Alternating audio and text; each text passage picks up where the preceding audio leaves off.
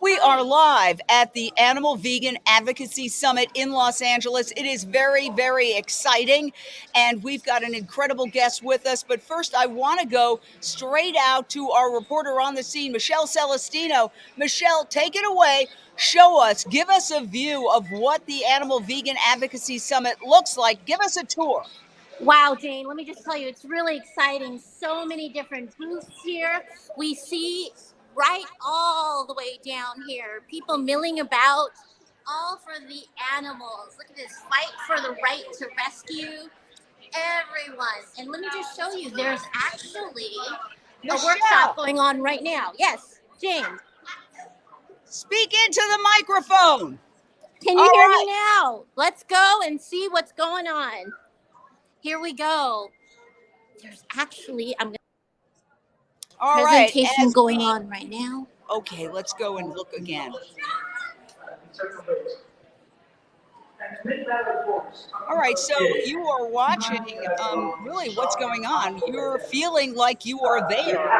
And this is the Animal Vegan Advocacy Summit happening in Los Angeles, California, as we speak. We don't know who the speaker is, but there are these kinds of events happening in different rooms throughout the conference, which is at the LAX Marriott Hotel.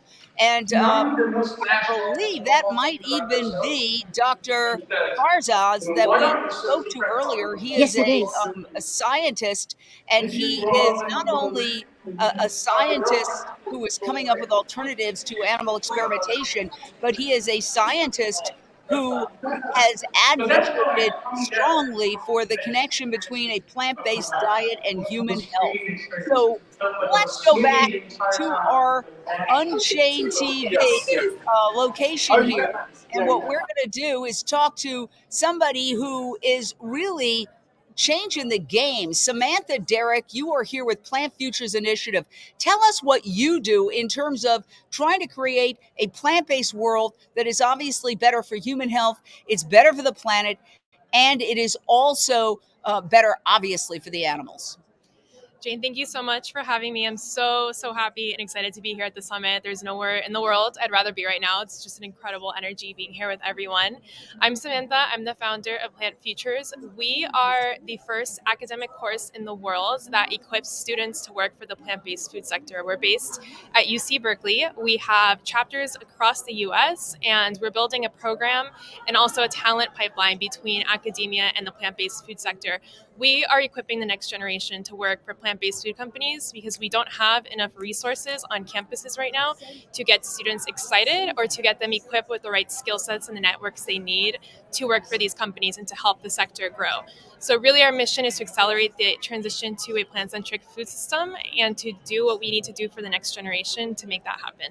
You are so poised, and I love the fact that you're working with students. Students are the future because there's a lot of people who are really too set in their ways. In fact, I spoke to somebody who was ill in my neighborhood, and I used our vegan streaming network to send him Forks Over Knives, which is a great video, and he watched it, and he said, yes, I agree with you 100%. We should be eating fewer animals and more plants, and I know my health has suffered, but I'm too old to change my ways. That's exactly what he said. I'm just too old. So you're working with the youth. So tell us, why is it that you feel the youth are more likely to hear the plant-based message?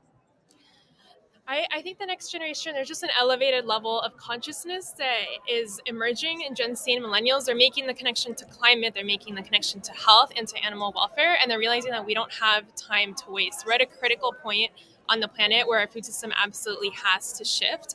And the new generation is aware of that. They're seeing it in a way that even when I was an undergrad a few years ago, people weren't talking about this on campuses. Students weren't active, they weren't aware, they weren't really engaged in these conversations. And now we're seeing it emerge in a way that I've never seen before. And it gives me so much hope because it's really easy to feel hopeless sometimes when you see the way things are going in our food system.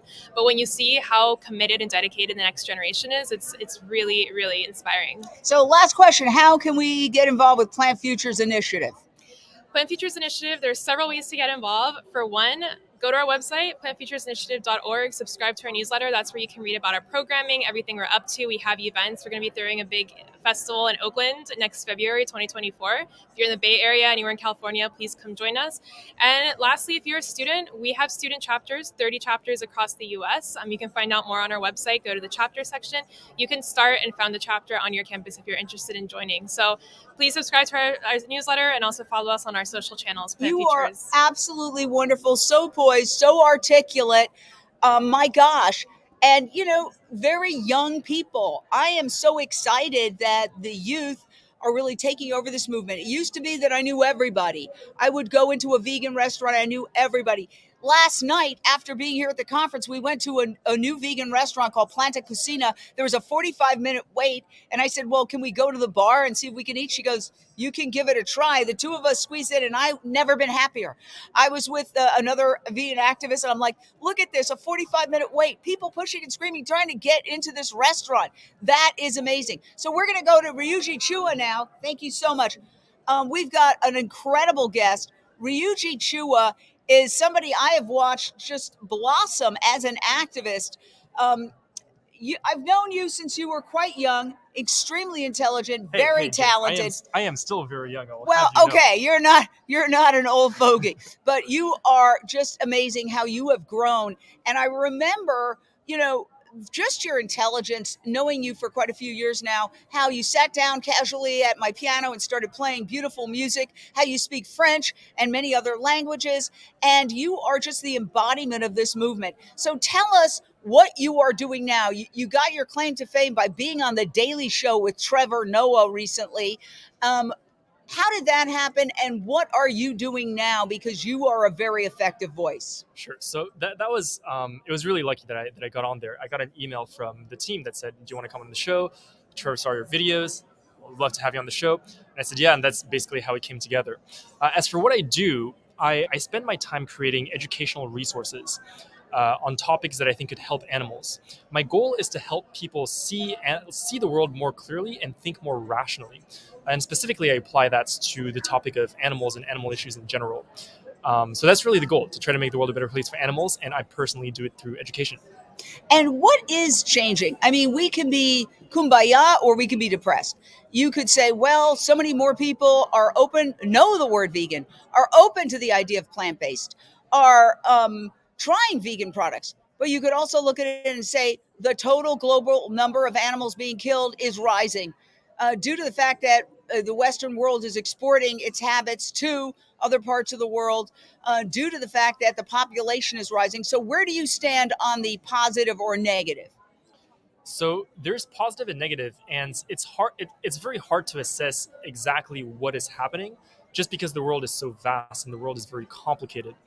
So for me to sit here and be like, this is exactly what's happening, I couldn't get it exactly right. However, on the positive side, kind of like Jane mentioned, there are things like we see an expanding number of plant-based alternatives in markets all around the world, really.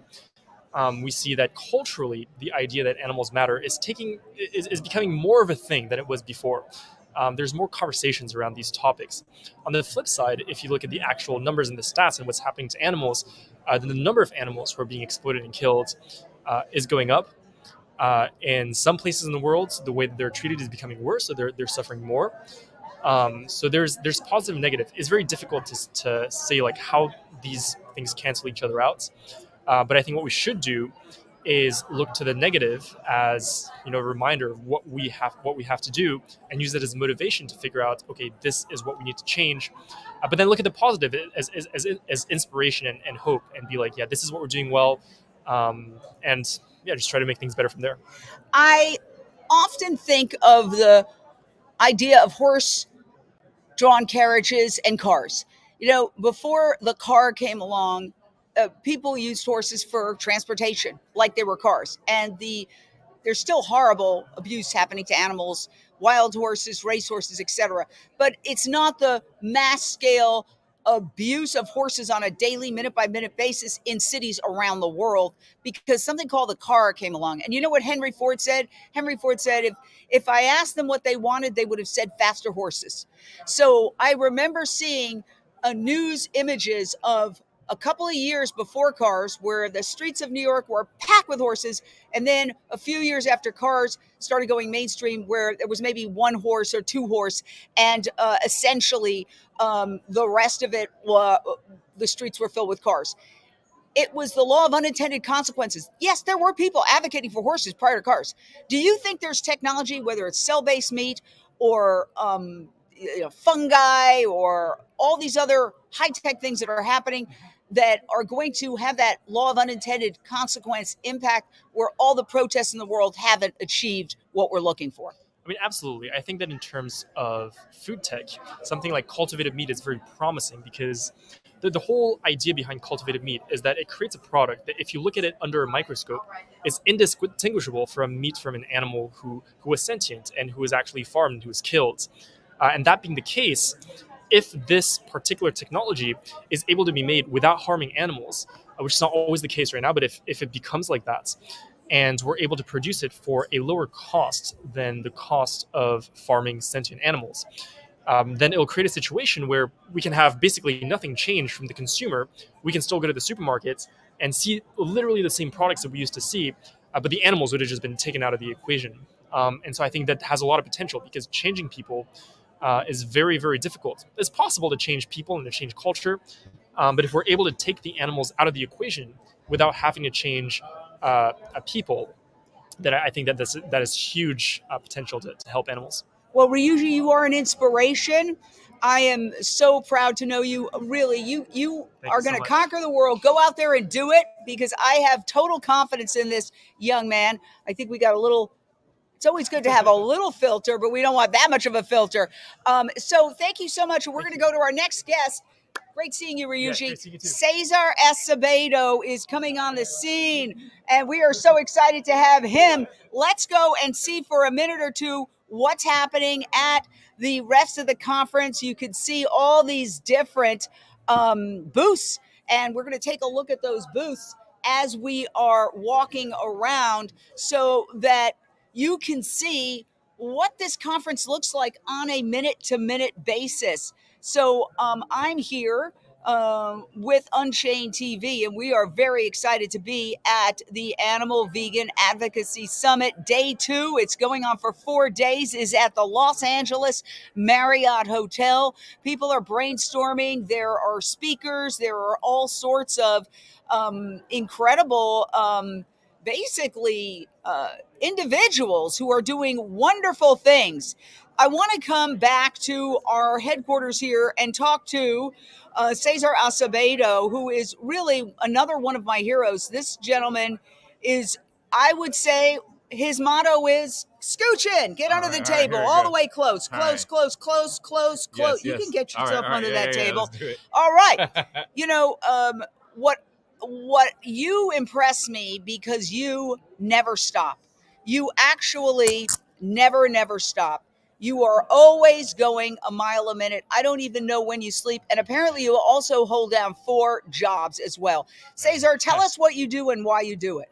You got to, every day, every moment, just, spread awareness, spread the knowledge to everyone, spread the seeds, because you're helping everyone, starting with the animals to the individuals, the planet. So, just pretty much live, breathe, sleep it. And it's just awesome. It's amazing to have a passion that you wake up every day and go towards. So it's really cool, and it just keeps everybody, Now, inspired. You have done things like the pig vigils. Tell us a little bit about that, and also tell us about the plant-based treaty. Yes. So we've done the pig vigils, co-director for Animal Alliance Network. Check them out on Instagram. And now we're doing chicken vigils as well. And what is a vigil? Vigil is where people show up and we bear witness to the atrocities that are happening. So a truck full of chickens will show up to a live market, and we're there to bear witness. So the vigil, we're paying respect to these beings that will be slaughtered within hours. So it's absolutely terrible. And, the pig vigils were the largest vigils in the world with Animal Alliance Network, along with LA Animal Save, part of the Save movement. It gives people the platform to be able to bear witness and see these atrocities in person, because it's one thing to watch a video. I mean, videos are powerful. We now have these tools that go around the entire world, but to be there, hear, smell, see up firsthand accounts, it's totally different. How do you stomach it? Because, I would go to the vigils, the pig vigils every so often, and it would literally take me a week to get over it. I would have to, take a shower. I was depressed. You see these pigs coming in, and we have some images of these pigs. We just don't want to really depress anybody because we want to be solutionary. We want to talk about solutions, but it's horrible. I mean, they come in on these trucks. They go into the slaughterhouse. That is the slaughterhouse. Look at the trucks that they're in. In the summertime, they're suffering from heat. In the wintertime, they're suffering from cold. They don't have the water. They don't have the food. There's a truck leaving that came in packed with pigs, leaving empty, all those pigs dead. And so, this is the least graphic of it. It's just literally showing you the process. You could stand on any street corner next to a slaughterhouse and see the exact same thing. But, it's hard because pigs have the emotional and intellectual development of toddler humans. So how is it that you, Cesar, are able to do what so many people are not able to do, which is bear witness to these animals? There you see them as they go in for slaughter. How do you do it?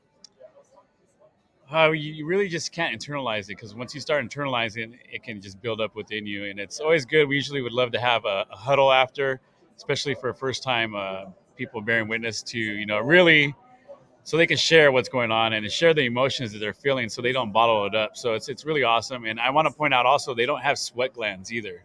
So to be packed on these hot trucks with no food, no water is just absolutely torture. And, over the years you get kind of desensitized, but you just try not to internalize it and just use it as motivation to keep going and. We're getting some great responses from people. You are all my heroes. Incredible courage to assist with these horrors. Me too, Jane. It's horrible. That means people who get upset when they go to these vigils. So, essentially, we are trying to end that system. And the truth is, and you have some fans out there, Caesar. Okay. The truth is that everything you're seeing there is 100% unnecessary. It is completely unnecessary for us to eat pork. There is something called, for example, Omni Pork, which is an alternative that looks and tastes like pork. In taste tests, they can't even tell the difference. What would you say to people who say, a lot of times, no matter what we say, bacon? What would you say to those people, not with anger, but just with maybe trying to open that heart and mind to another possibility? I would invite them to the pig vigils, or to view one of these videos, really just to make that connection and say, these are 6-month-old baby pigs that you're consuming, that you're saying bacon to. Because, years ago, 10 plus years ago, I might have been, purchasing that bacon or salivating for that. But it's really just, educating them and trying to give the knowledge and especially about health, the cholesterol that it causes or whatnot. But just try to get them to make that connection so they can start to, grow and go. Thank you, Cesar Acevedo. And I know you're organizing some protests here around the summit so that people who come here can actually engage in some actual activism, which this is activism, but I'm talking about like protests and that sort of thing. There's marches. So it's not all indoors. I'm going to let you go. We're going to have this Wonderful. lovely other speaker. Meanwhile, and Jane inspires me. That's what keeps me going right here. No. And then you're taking a look here at the conference. We have our Michelle Celestino, who is walking around and showing what's happening. It's truly amazing. Plop on down, Abigail. We are so excited to have you. I'm excited to be here. I've heard lots of wonderful things about you, Jane. So. Oh, well, I am a huge fan of animal equality. This is amazing. Look at that. Changing the world, animal equality. And, you do such cutting edge things. I'm going to ask you to scooch up just a little bit. And we always have to get uncomfortably close. There's the animal equality table doing such great work. Let's go in there for a second and see that. You always have a prominent spot. That's Plant-Based Treaty, prominent spot at all of these conferences. So, let me ask you this question. Animal equality, I've seen over the years, is always at the cutting edge of technology. Yeah. I'll give you an example. When the goggles came along, the first time people started doing virtual reality, you guys had those goggles almost before anybody else, and you were using them to take people inside slaughterhouses, to take people inside factory farms, because people don't want to believe it. They go, oh no, it's not. People want plausible deniability, but then you put the goggles on and you become a pig inside a factory farm. Exactly. Yeah, tell us about that. Yeah, so, Animal Equality is an international animal protection organisation. So we are based in 8 different countries around the world. And as you mentioned, we carry out undercover investigations inside factory farms and slaughterhouses. And then we use that footage through our virtual reality program called iAnimal, which is here today, as you just saw. And we're showing people, we're allowing them to make conscious and informed choices around their food. And they can watch this and really immerse themselves and understand what it's like to be a pig or a chicken or a cow used for her dairy within these industries. We're showing standard industry practices. There's nothing illegal there, and I think it's incredibly eye-opening for people. They're just simply not aware, and when they are, they decide that they do want to make a difference and eat more plant-based options. And do you think people are making the switch?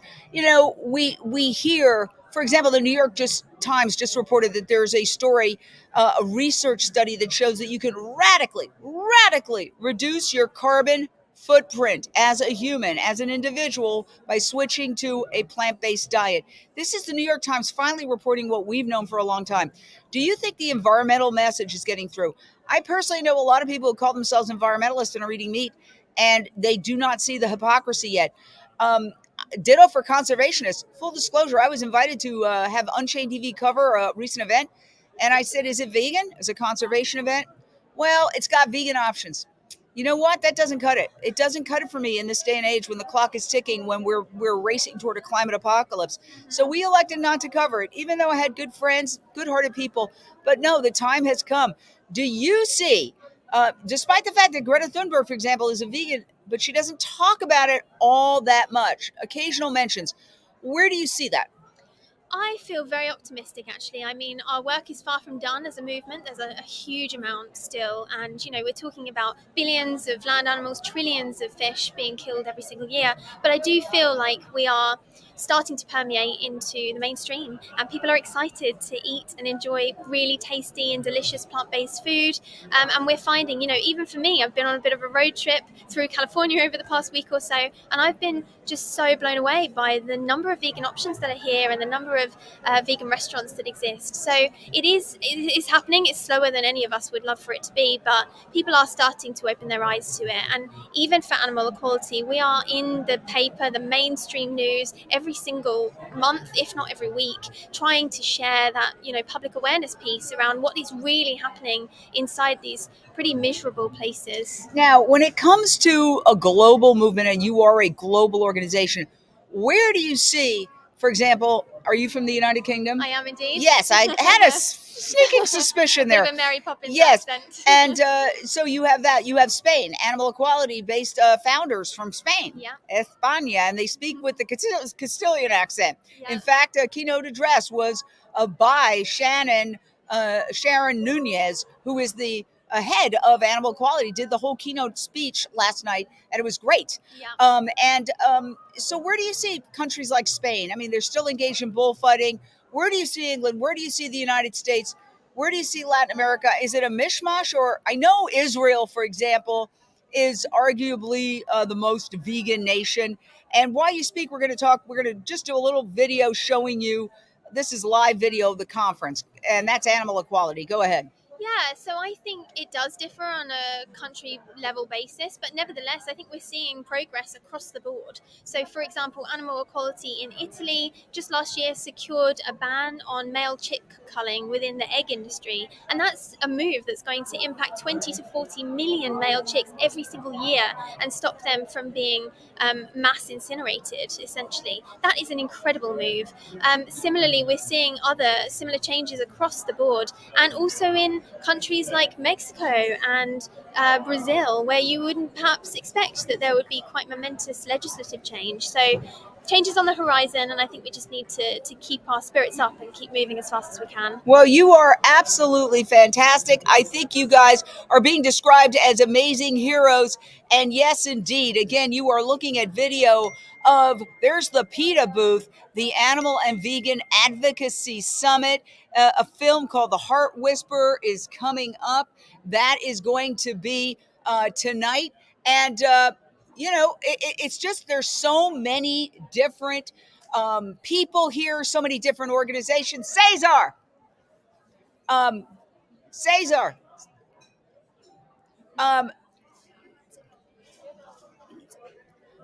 it's just like this. And if it looks like a little bit not fully, it's because they're all in watching a speech, and they're watching presentations. There's like 3 presentations happening simultaneously. Thank you, my dear. I appreciate you being here. Thank you so much. Yeah, come on in. We're going to talk. Come over. All right.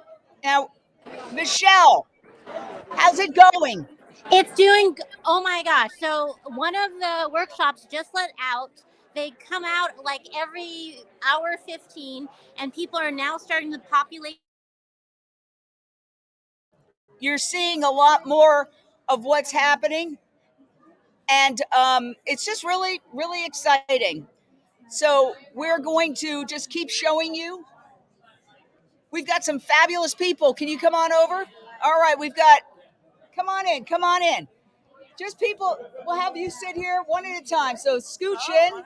Yeah, one at a time. You're going to be absolutely special. And we're going to come back to our Amazing Heroes booth here.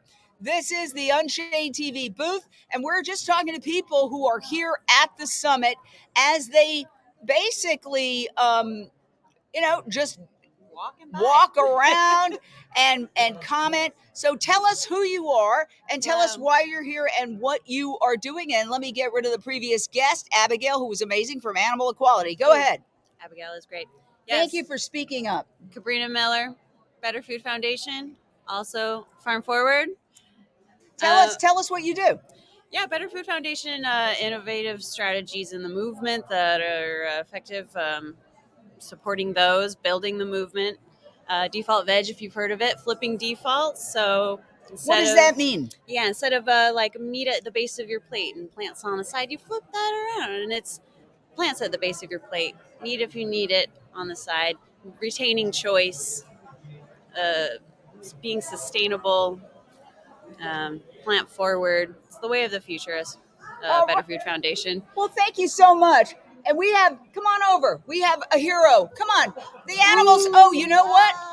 Don't be shy for the animals. Get your ass over here. I'm sorry. You sit down. I'm not having it. Okay, sit down. Now, this is a very soft-spoken man, but he's a very, very, very amazing activist. Scooch in and so close. Closer. Scooch your chair in. Scooch it in. There we go. So we have a man I have used his app all over the world. Because of you, I've had a great time in Prague, where instead of being in a tourist trap, I'm running around having incredible conversations with Viennese and just incredible people who I have met because I got off the beaten path and I started to meet real people because I was using the Happy Cow app to basically go to real restaurants in these foreign countries. So tell us a little bit about Happy Cow. Happy Cow is a service that lets you find vegan options anywhere in the world. So it's 185 countries. I've started it 23 years ago. And and it's free to use. The website's free. There's an Android app that's free. It's a premium version, and then like $3.99 on iOS, but you can use the website for free. And over 1 million members worldwide, so you can connect with other people. If you're traveling, you can use it that way too. But we list not only restaurants, but health food stores, farmers markets, vegan bakeries, all kinds of other businesses. So it's curated by a team of vegans that actually go through and moderate the content. Unlike, using Google, TripAdvisor, or Yelp, All the content is moderated by real people that look at it, and you can kind of see everything in one place. All right. And I want here's- to, Dr. Michael Greger is here. I want to show, though, the Happy Cow app, because honestly, it is, aside from the Unchained TV app, my favorite app. Absolutely fantastic. You can see the little cow right there. Download the Happy Cow app right there, and it literally takes you to the restaurant. Thank you, my dear Eric. You are so sweet. I appreciate it. He's very soft-spoken, so I know it took a lot. I literally dragged him in here. Dr. Michael Greger, come sit down. And the way we're doing this is, if you just scooch in all the way, we can hear you. You're nice and very loud spoken, so that's great. Yes, you are. Yes, you are. Dr. Michael Greger, a New York Times best-selling author extraordinaire, doctor extraordinaire. His book, How Not to Die, is literally helping thousands, if not millions of people not die. And I would just like to give it to every person who I know who is struggling. So many people get old, they're struggling with everything from heart disease to dementia to obesity to, I mean, doctor, we are a sick nation. And correct me if I'm wrong, it seems like we're getting sicker while the healthcare costs are spiraling. Preach it. The good news is we have tremendous power over our health, destiny, and longevity. The vast majority of premature death and disability is preventable with a plant-based diet and other healthy lifestyle behaviors. Well, why is it that people, even the medical community, I made a doctor's appointment. I'm not one of these people who doesn't believe in traditional medicine. I do. I go to the doctor every year. I get a checkup. I'm not on any medication, but they now make you fill out a whole questionnaire. And they ask me everything about my drinking history. I'm 28 years sober. My smoking history. I gave up smoking when I gave up drinking 28 years ago. Congrats. Thank you. And then after I got clarity is when I went sober about 27 years ago. But they don't ask me anything about what I eat. And, you know, indeed, they kind of discourage fruit, saying it's high in sugar. I just can't even believe it. This is one of the top healthcare institutions in the nation. According to the Global Burden of Disease study, the number one cause of death in America is the American diet. And so literally the most important cause of death and disability in the United States, around much of the world, is what we eat. Cigarettes only kill about 500,000 Americans every year, whereas our diet kills many more. So that should be the number one question that every doctor asks at every appointment is, what are you eating? And actually one of the leading killer elements in terms of diet is inadequate fruit consumption around the world. So let me ask you, we are spending more and more money on our healthcare system. And by the way, while we're talking, you're just seeing our reporter, Michelle Celestino, walk around showing you a little bit of the conference.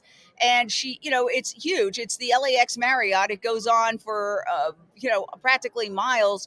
So people are spread out. There's like 1,000 people here, leaders in the movement. I'm really honored to be speaking with one of the top leaders in the movement, Dr. Michael Greger. But it seems like no matter what we say, despite the work of yourself, the Physicians Committee for Responsible Medicine, Plant Nutrition Project, on and on and on, these doctors are acting like they're in the 1950s and they never heard of plant-based, or they kind of act suspicious towards you when you say you're plant-based and you're in the doctor's office. You know, the 1950s parallel is important because what was happening in the 1950s, that the per capita cigarette consumption was 20 cigarettes a year. The average person walking around smoked half a pack a day. The majority of physicians themselves smoke cigarettes, right? So despite this mountain of data starting in the 1930s, there were already decades of data implicating smoking with lung cancer rates. Still, all of society, the government, the media, the medical profession itself was telling people to smoke, that smoking in moderation, oh, that's fine. It wasn't until 1964 where the first Surgeon General's report against smoking came out, citing 7,000 studies. You think after the first 6,000 studies, it could give people a little heads up or something? No, 7,000 studies before the powers that be officially recognized came out and told people about the link between smoking and cancer. And every year since 1964, per capita cigarette consumption has dropped. Now, only about 15% of Americans smoke. And what happened to lung cancer rates? Dropped off a cliff. One of the greatest public health victories of all time. Now, it's time to take on unhealthy dietary practices. Well, you mentioned smoking, and I personally believe that we have an opportunity to do something that was done with the cigarette campaigns, the anti-smoking campaigns. And essentially what it said was smoking is very glamorous. And it showed a woman smoking out of a hole in her neck because she has a trachea operation. And so when people saw that, it was the single most effective commercial in the history of commercials, because smoking just went off a cliff after that. Yes, it was the doctors finally telling the truth about smoking, but what really did it was this campaign that showed the dichotomy between the glamour of smoking image and the reality. Somebody smoking a cigarette out of their neck. We need that for meat and dairy. We need, meat and dairy is very glamorous, and then showing some of the reality of what 2/3 of Americans are overweight or obese. That obesity is now continues to skyrocket. Kids getting type 2 diabetes. And the commercials, the pharmaceutical industry is normalizing obesity. I don't know if you've noticed it, but recent commercials, almost all the actors are obese in these big pharma commercials. Well, how about linking the link between smoking and lung cancer is as strong as the link between colorectal cancer and processed meat. They're both Category 1 carcinogens, according to the IARC. The IARC, the official WHO body, determines which is and which is not cancer-causing. And in fact, there's about the same cancer risk for colorectal cancer for every 50 grams of processed meat consumption and living with a smoker in terms of secondhand smoke and the risk of lung cancer.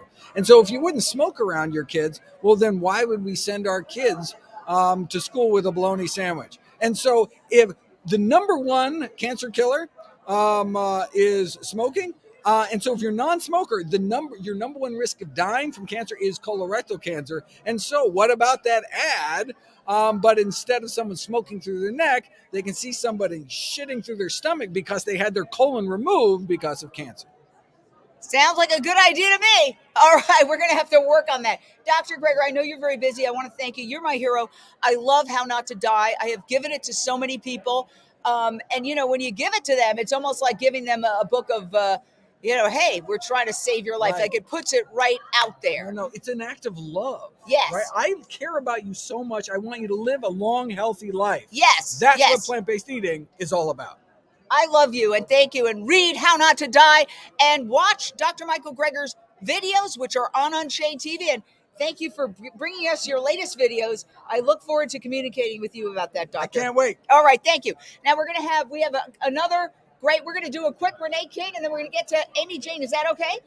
All right, Renee King Sonnen, come on down. We've got some incredible guests here.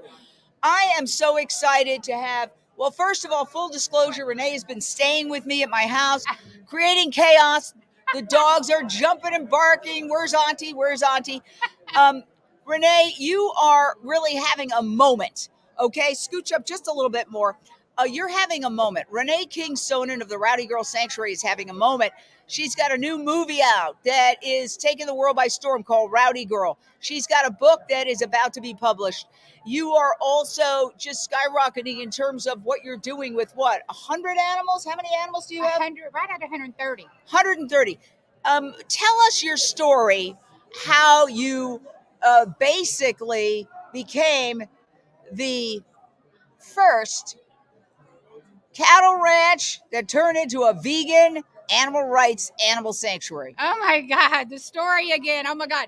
Well, I lived on a Texas cattle ranch. I was married to a multi-generational cattle rancher and grew up in the heart of Texas, where I had a collection of leather boots. I went to rodeos, all of that. And, I'm 65 years old. I had married Tommy many years ago.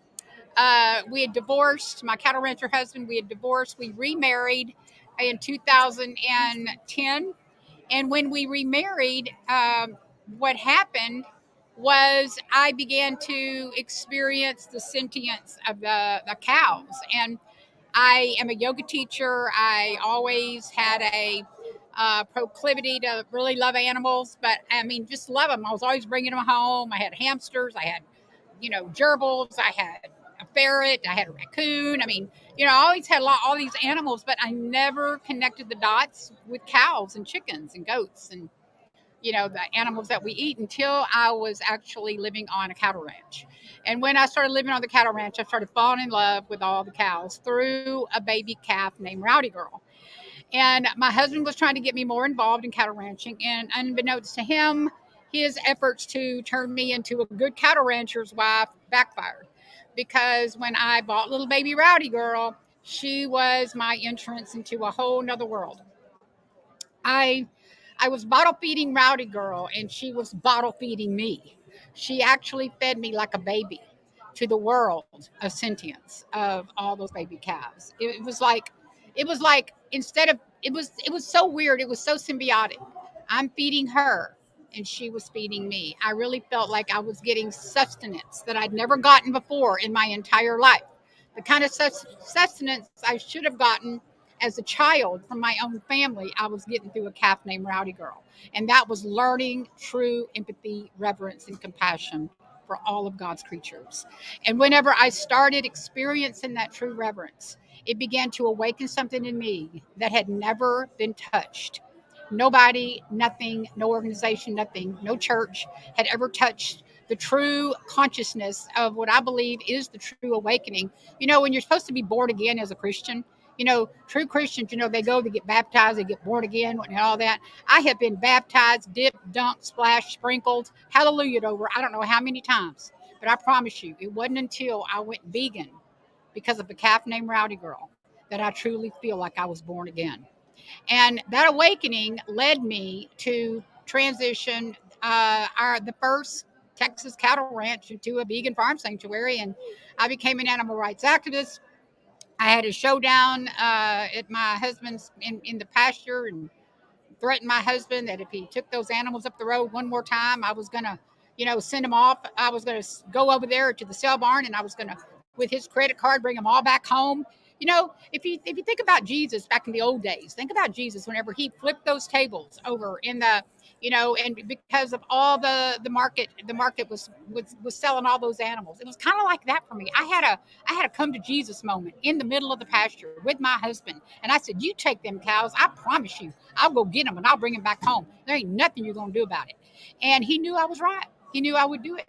So that revelation, that moment led to my husband also going vegan and us starting Rowdy Girls. Jane. Wow, it was absolutely amazing. I've been to the Rowdy Girl Sanctuary, actually the old place. They moved because of climate change and storms. They had to move to a new place. Luckily, it's better than ever. And what's great about you, Renee, is that you speak the cattle rancher's language. I was born and raised in Midtown Manhattan. They're not going to listen to me if I say, stop doing cattle and start doing mushrooms. They're not going to listen to me, but they listen to her because she talks the language and the lingo.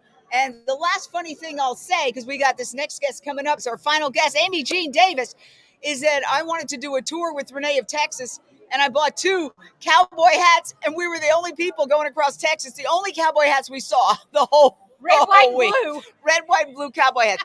Thank you, Renee. You're my Jane. hero. Another hero of mine coming on. I love you too. And a beautiful doggie with her. Oh my gosh. Look at this dog. Come on in. We've got Amy Jean Davis. So excited to have you. Scooch up though, because it's getting a little noisy at this conference. There's about 1,000 people here. So you are just doing amazing work.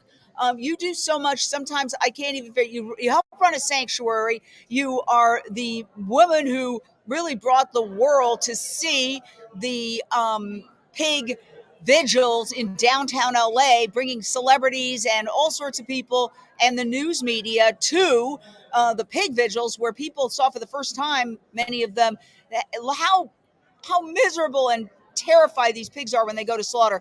Tell us about your work.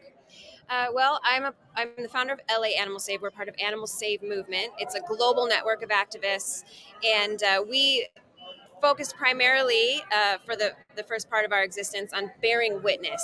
So what we would do is we would seek out places of suffering and see what we could do to bring people there to come as close as they could. It's based on Leo Tolstoy's idea of bearing witness, which means when you know that there's suffering happening, you don't turn away, you come as close as you can, and you do something to try to help those that are suffering. So we would stop the trucks outside the pig slaughterhouse in downtown LA and give the pigs water, and it was very impactful for the animals for many years. That slaughterhouse is since then shut down.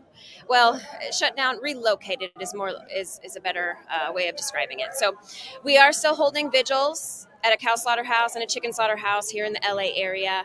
We are also part of Plant-Based Treaty, which is Animal Save Movement's biggest campaign to try and fight climate change from the environmental aspect by getting legislators and environmental activists to recognize the impact that animal agriculture has on creating the climate crisis, because we cannot solve the climate crisis by fixing fossil fuels alone.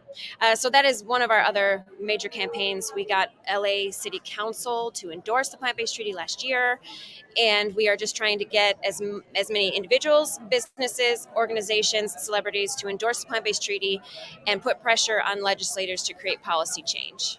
Well said. And wow, that's the Herculean task. But you're actually having a lot of luck with a variety of cities. Los Angeles, second largest city in America, and California being right now the fifth biggest economy in the world, about to become the fourth largest economy in the world. So it's very important what you're doing here in Los Angeles, because it spreads everywhere. And what I want to ask you is about Joaquin Phoenix. Actually, you helped put our nonprofit on the map, because we go live everywhere. And we happen to be going live. And actually, the woman who did this, Renee is roaming around here somewhere. She's just going live as usual at one of these pig vigils. Turns out it was the night of the SAG Awards, and Joaquin Phoenix had won an award. And people wanted to know, why didn't he go to the after party? Where did Joaquin Phoenix go? Where Joaquin Phoenix went was to a pig vigil. And we interviewed him live. And it was on Entertainment Tonight. It was in People Magazine. And I actually called you. I said, thank you for helping put our organization on the map, because we live in a celebrity culture. So tell me how your relationship, because you were a contestant on American Idol. Let's face it, you hang out with a lot of these celebrities. How is it that the celebrities can use their fame, and what risk are they taking? Because it's a company town, and, celebrities are not just, people think, oh, they're empowered to do anything and say anything. Oh, no. So tell us about that. Well, the only reason that I know any of these celebrities is because my partner, Sean Monson, is the filmmaker behind Earthlings and Unity, and he has worked with so many of them. And so they're his relationships that he's developed and gotten them to participate in his form of activism with movies and documentaries. So that's really the only reason that I know any of them. And it was Sean who managed to convince Joaquin to come to a pig vigil in the first place. And then, he came back many times, not just that night after the SAG Awards. Just to bottom line it, as activists, we're always trying to find the most impactful thing we can do. What can we do that's going to have the biggest impact on the people around us and the world? And we, as you said, Jane, we live in a celebrity culture, so celebrity has impact. It has power. And anybody who would suggest otherwise, I don't know what world they're living in, but I want to get ours changed as fast as possible. So as much as we can get celebrities to use their power to send the message on a broader platform, we're grateful for it. And Joaquin has done that for many organizations in the animal rights community, and we're very thankful and grateful to him. Well, what a great way to wrap up this live segment. We're going to be live every day here at the Animal and Vegan Advocacy Summit. We're so excited to have you, Amy. You are my hero. You do so much incredible work. Everybody here is doing incredible work, and the world is changing. So join us again tomorrow as we do day 3. See ya. Until then, go plant-based now.